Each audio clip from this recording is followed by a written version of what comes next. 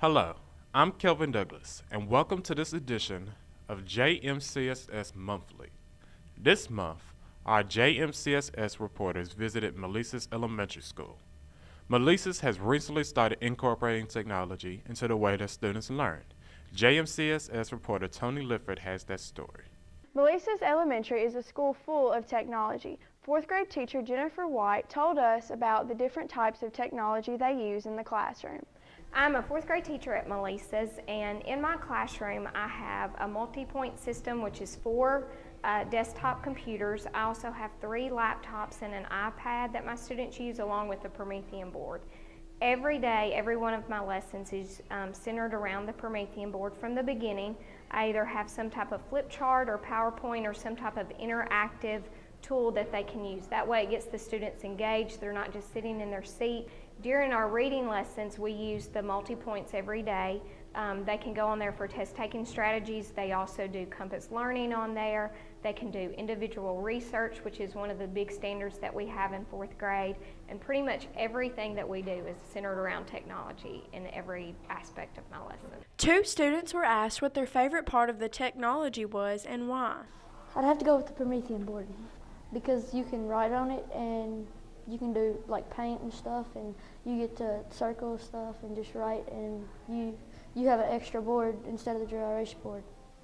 Because we all get to go up there and do problems. For JMCSS Monthly, I'm Tony Lipford. Thanks, Tony. JMCSS reporter Jenny Wood caught up with 5th grade teacher Bethany Roberts to understand what exactly whole brain teaching is and how Ms. Roberts uses this strategy in the classroom.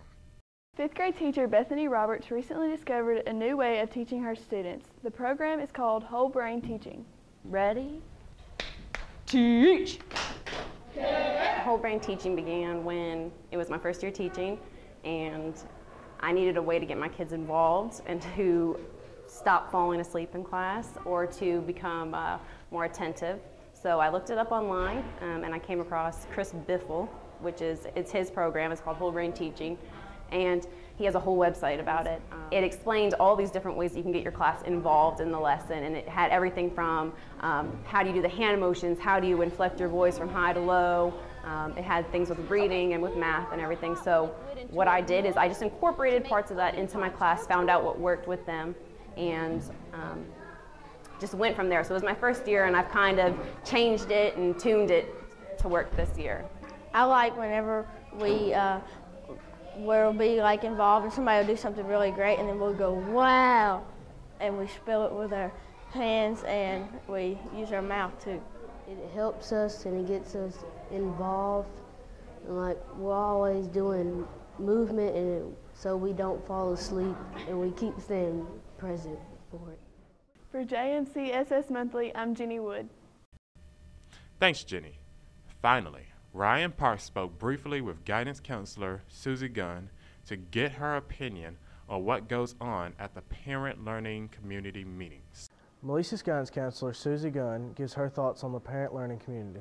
I am the guidance counselor at Malesus Elementary, and I'm also the testing coordinator here at Malesus Elementary.